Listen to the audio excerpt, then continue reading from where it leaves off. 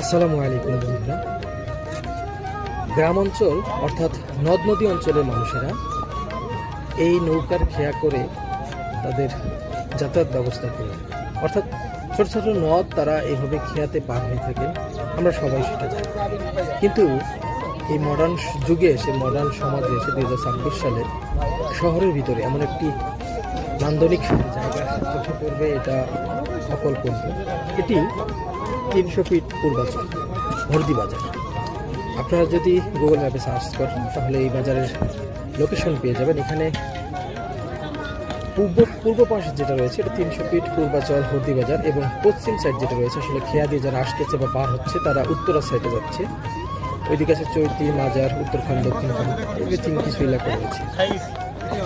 এই সময় এসে এখনো ঢাকা শহরে খেয়া আছে, বোঝা যায়।